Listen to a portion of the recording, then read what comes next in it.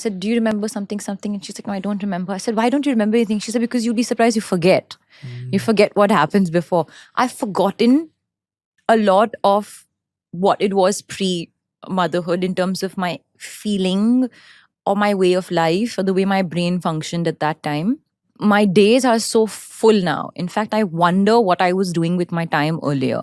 Even if I was not working, what was I doing in the day? Because now it's a full day. Like wake up at 7 o'clock in the morning and she's asleep by 9 and I'm asleep soon after by 10:30. From 7 to 10:30, it's like you're on a treadmill, it's just like you're running.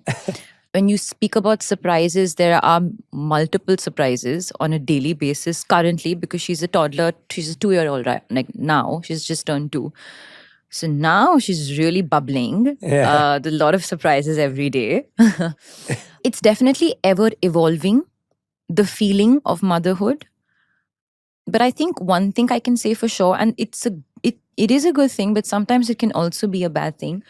Bad is the wrong word, but like it can also be something that people have to put up with, is that I think I've just, of course, become very incessantly protective ever since she was born.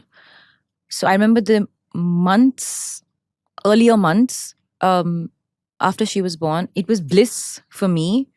I really enjoyed the instant sort of survival, like this being needs me to survive at this moment, so that very survival sort of nurturing feeling, even though there were sleepless nights, etc. And of course, I have to acknowledge the fact that I'm hugely privileged in that aspect, that I have help and I have a great support system and all of that.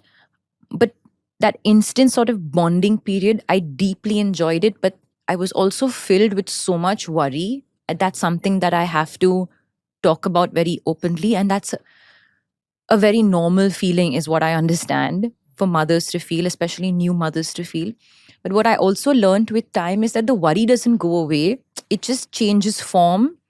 And it, depending on your personality as to how anxious your mind is, or whether you're able to deal with certain situations better, it might move forward differently. But it's a beautiful combination of feeling extreme love with extreme worry. There's a lot of worry. And by worry, and I mean, I don't feel like I'm stressed out or I'm like stressing her out. I think I become pretty childlike when I'm with her.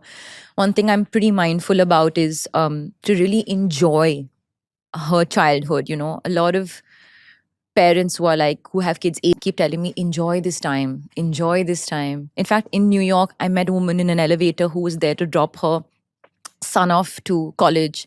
And I was holding Raha in my hand, who was not when I was there for the Met, right after. I was holding Raha in my hand and, Raha was fidgeting with her. And she said to me, just enjoy this time. I'm dropping my son off to college and time just flies. And I could see the pain in her eyes. So I really take that advice very seriously about enjoying the time. So I really try and be very present with Raha, which is something that I don't do very often in my other, moments in life. I'm always like, people always telling me, you've left the building, you've reached home. I'm always like 10 steps ahead. But with her, I try to be a lot like in the present and in the moment. And it happens more naturally because I want to enjoy every second. But there is a sense of like, I'm always like, my heart is just way wide open. And I'm just like always worried about something or the other vis-a-vis her. But I'm guessing that's something that I'm just going to have to like live with for the rest of my life. Yeah.